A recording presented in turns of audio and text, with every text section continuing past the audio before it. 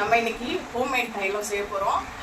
நீங்கள் கடையில் வாங்குற தைலத்தை விட சூப்பராக இருக்கும், எக்ஸலண்ட்டாக இருக்கும், எல்லா பெயினுக்கும் நல்லா உதவும். வாங்க செய்வோம். நான் பச்சை கற்பூரம் எடுத்திருக்கேன், ஒரு குட்டி பாக்ஸில் போட்டுக்கிறேன். நெக்ஸ்ட் கொஞ்சம் கன்சிஸ்டன்சி இருந்தால் போதும். நெக்ஸ்ட்டு புதினா உப்பு எடுத்திருக்கேன், அதுவும் ஈக்குவல் அமௌண்ட் எல்லாமே ஷேர் பண்ணுறேன். இப்போ பச்சை கற்பூரம் நம்ம 2 பீஸ் எடுத்துருக்கோம்னா புதினா உப்பு கொஞ்சம் நிறைய, இதுதான் புதினா உப்பு, இதை கொஞ்சம் ஆட் பண்ணுறோம். நான் ஒரு சின்ன பாக்ஸ் எடுத்திருக்கேன், உங்களுக்கு எவ்வளோ பெரிய பாக்ஸ் வேணுமோ நீங்கள் எடுத்துக்கலாம்.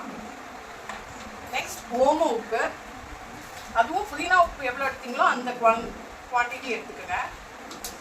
எடுத்தாச்சா? எல்லாமே நம்ம எடுத்தாச்சுப்பேன். நம்மளுக்கு ஒரு அருமையான தைலம், ஹோம்மேட் தைலம் ரெடியாக போகுது. இதை இப்போ இதில் போட்டுட்டோமா? இங்கே பாருங்கள், நான் ரொம்ப குட்டி பாக்ஸ் எடுத்துருக்கேன். நல்லா இப்படி ஷேக் பண்ணணும்.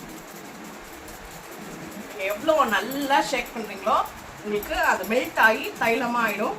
ஸோ இது மெல்ட் ஆனதுக்கப்புறம் எப்படி இருக்குன்னு உங்களுக்கு கன்சிஸ்டன்சி காட்டுறேன். என்ன தேவைன்னா பச்சை கற்பூரம், புதினா உப்பு, ஓம உப்பு.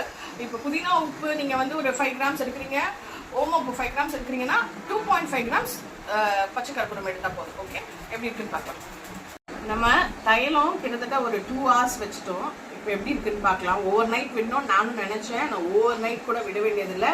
2 hours கம்ப்ளீட்டாக மெல்ட் ஆயிருக்கு. உங்களுக்கு தெரியுதா? கம்ப்ளீட்டாக மெல்ட் ஆயிருக்கு.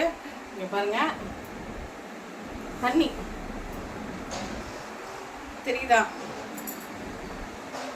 வா, எக்ஸலண்ட்டாக இருக்குது. கண்டிப்பாக ட்ரை பண்ணுங்கள். அப்படியே மறக்காமல் நம்ம சேனலை சப்ஸ்கிரைப் பண்ணி லைக் பண்ணிவிடுங்க, ஷேர் பண்ணுங்கள். யூஸ்ஃபுல்லான டிப்ஸ். எப்போ எமர்ஜென்சினாலும் இந்த மாதிரி ஒரு தைலம் இமீடியட்டாக நம்ம ரெடி பண்ணி யூஸ் பண்ணிக்கலாம். அதுவும் ஹோம்மேடு ட்ரை பண்ணுங்கள். தேங்க்யூ ஃபார் வாட்சிங். பாய்.